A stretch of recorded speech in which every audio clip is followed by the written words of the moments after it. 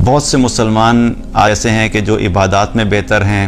ایمان ان کا بہتر ہے، قرآن پڑھ لیتے ہیں، دین کا علم بھی ان کے پاس ہے، لیکن اخلاق یوں لگتا ہے کہ جیسے قریب سے بھی نہیں گزرا۔ جب بات کرتے ہیں ہم تو بات ایسے ہوتی ہے کہ جیسے دوسرے انسان کو ذلیل کرنے کا ایک لائسنس لیا ہوا ہے کہ کسی طریقے سے دوسرے کو ذلیل کر کے چھوڑنا ہے۔ اگر کسی کے ساتھ اختلاف ہو گیا تو اختلاف کے اندر بھی اپنی ذاتی انا کو کئی دفعہ ہم اتنا آگے لے جاتے ہیں کہ اسلام اور دین تو پیچھے رہ جاتا ہے،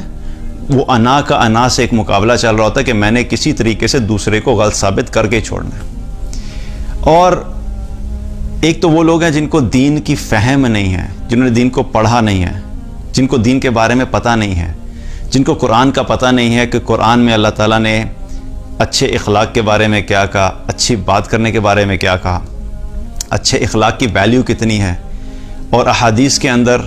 کیا کیا کچھ موجود ہے، اور نبی صلی اللہ علیہ وسلم کی اپنی زندگی اس تمام تعلیمات کی ایک چلتا پھرتا ایک روشن نمونہ تھے کہ آپ صلی اللہ علیہ وسلم نے جو تعلیمات دیں آپ نے پریکٹیکلی خود کر کے دکھایا۔ مسلمانوں کا آپس میں ایک دوسرے سے محبت کرنا اور آپس میں ایک دوسرے کے ساتھ نرمی کا معاملہ کرنا، اس کے بارے میں بار بار آپ صلی اللہ علیہ وسلم نے مسلمانوں کو بتایا۔ صحیح مسلم کی حدیث ہے، حدیث نمبر 4525، اللہ کے رسول صلی اللہ علیہ وسلم نے فرمایا، بشروا ولا تنفروا ویسروا ولا تعسروا،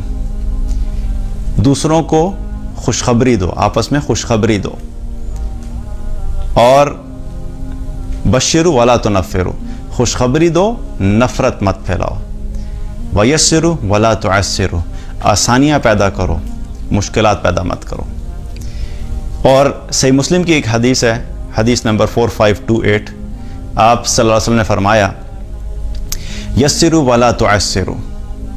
آسانیاں پیدا کرو، مشکلات مت پیدا کرو، وسکنوا ولا تنفروا، اور اطمینان دلاؤ، نفرت مت پھیلاؤ۔ تو آپ صلی اللہ علیہ وسلم نے امت مسلمہ کو، ہم سب مسلمانوں کو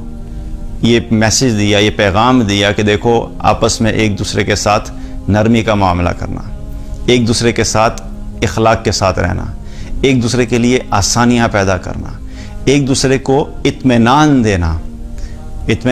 کہ ٹھیک ہے، ایمان کے اوپر اطمینان دینا کہ ہم نے ایمان پہ چلنا ہے، اگر کوئی مشکل میں تو اس کو اطمینان دینا کہ دیکھو گھبرانا نہیں، اگر کوئی غلط ڈائریکشن میں چلا گیا تو اس کو آرام سے اخلاق سے بتانا کہ دیکھو یہ صحیح راستہ ہے۔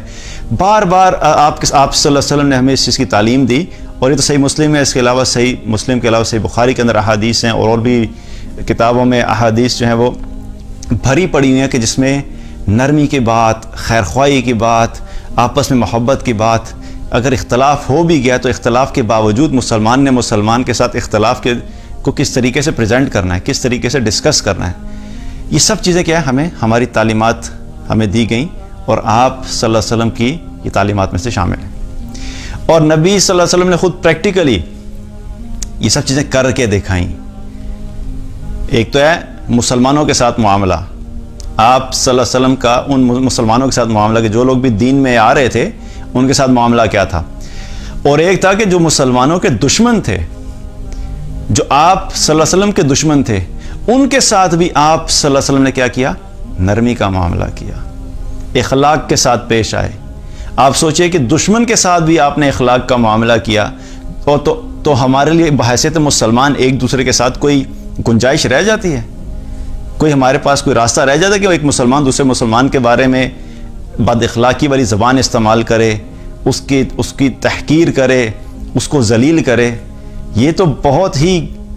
آپ سمجھے کہ مسلمان کے لیے آپشن رہ ہی نہیں جاتی کہ ایک مسلمان دوسرے مسلمان کے ساتھ یہ رویہ رکھے۔